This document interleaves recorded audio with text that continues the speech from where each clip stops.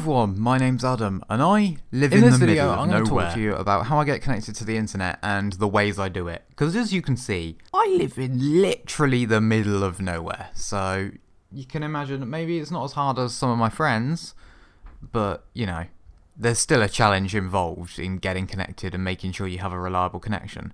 So that's what I'm going to talk about in today's video. Welcome to my living room. First thing that you probably noticed, there's no TV. None of us watch TV, so we don't have a TV. We use online streaming, which increases the demand on our internet. So let me run you through how it all works. Okay, so if you look out the window, when the exposure calms down, that's the view I have, okay? Do bear this in mind when you consider my internet. So, as you can see down here, we do have an OpenReach master socket, as you can see. So we do actually have broadband, but it comes through a phone line, and that phone line is abysmal. It's alright for making calls, but internet speeds, we had to use this for a bit before coming up with something else. Internet speeds were about 2 megabits a second down. This is megabits, not megabytes. 2 megabits a second download, and 0.3 megabits a second upload. So yeah, it was quite unusable. Moving on, we don't use this anymore because we completely gave up. It was our backup internet until the contract ended. Then the contract ended and we gave up. It has been used as backup internet once or twice. But yeah, after that we moved on to 4G internet. So this is my internet. It is a Huawei 4G router thing that's connected to the free network. The tower is somewhere all the way over there. And that's what gets me my internet. Now that's solely mine because the range on it isn't great. It only covers about this half of the house. I'm so unprepared I forgot to charge my camera, so we're on my phone now. Anyway, that only covers about, let me show you. It probably only covers to about here. And as you can see, there's more house. So that's my room there.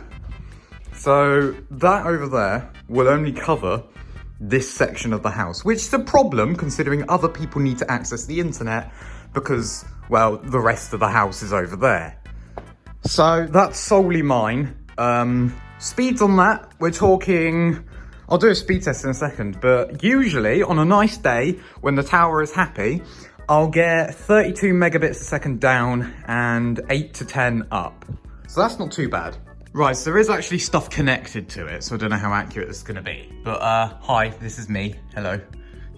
We'll start speed test. I'll turn the brightness up. And you can see the average speed of that little thing there. I take that everywhere. I used to take that to school, it was great. Ping sits around 80 milliseconds, that's to be expected. Yep, there you go. That's my average speed usually. On a good day, that will push up to 32, 34. But it sits around 28, 30 megabits a second.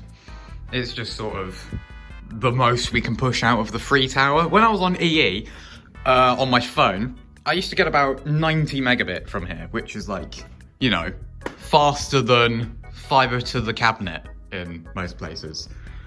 There you go, you can see my upload as well, about 8, 9. So like, I can stream on this. I can stream to Twitch, I have done. I stream in 720p, 60 FPS, no problem. Like, on a good day, 60 to 80 milliseconds ping, 30 megabits down, 8, 9 megabits a second up. Of course, that's only for me. So the rest of my family use this. This is a Huawei 4G router, a proper router this time though. So you've got like Ethernet, and it actually connects up to a phone line as well. So if you wanted to use that, you can. So it could plug in over there and get the abysmal speeds. But this is a 4G router, also on the free network. This is for the rest of my family.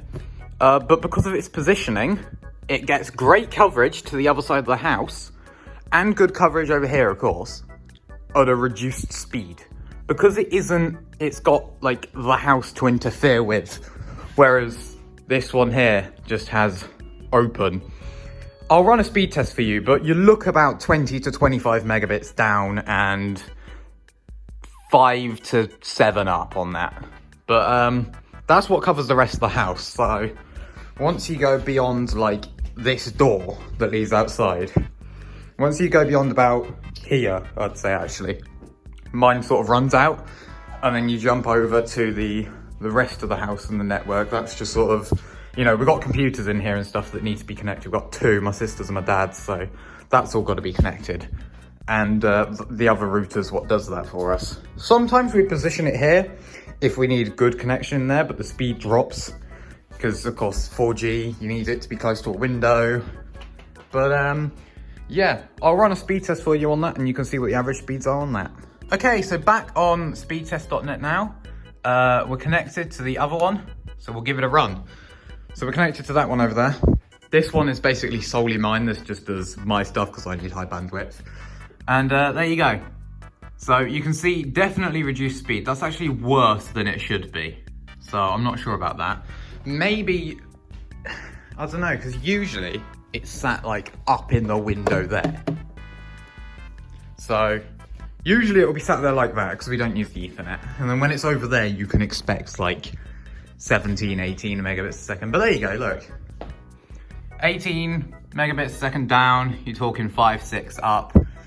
It's perfectly enough for my family who don't stream games, stream 1440p YouTube on here. Let me run it once more for you. There you go. We'll run it once more now that I've sort of put it in its normal position. It's amazing how much little tweaks like that do to your speed though. Like, it is surprising how much, like, it was set at 15, now we're up to like 18, 20. If it's feeling very happy, you know, it'll sit around 20, 25. That's perfectly usable. My sister watches YouTube on her phone.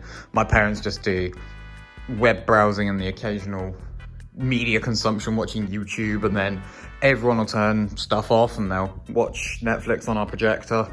But yeah, that's what can be expected. So, you know, you've got quite a big jump.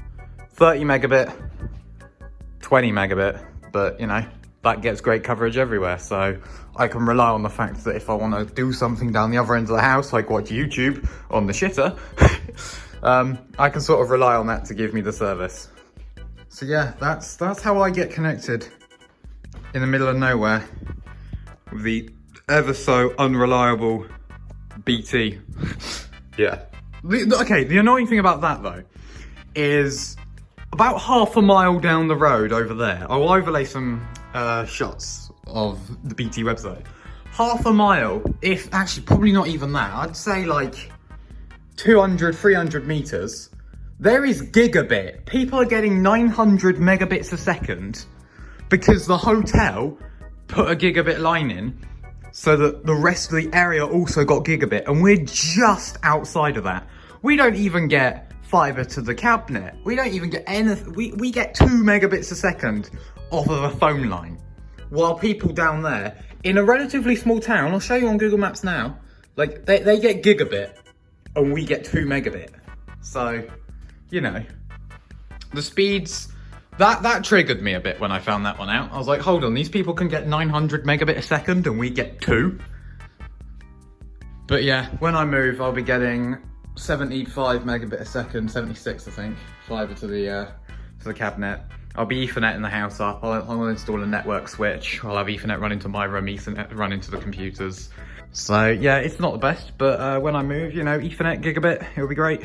Or gigabit Ethernet, 75 megabits coming in through the wall.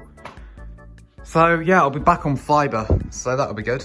But yeah, I don't know if I end the video here or not, but thanks for watching, I guess, if you were interested in how I get internet in the middle of nowhere. And The Fly will see you again later.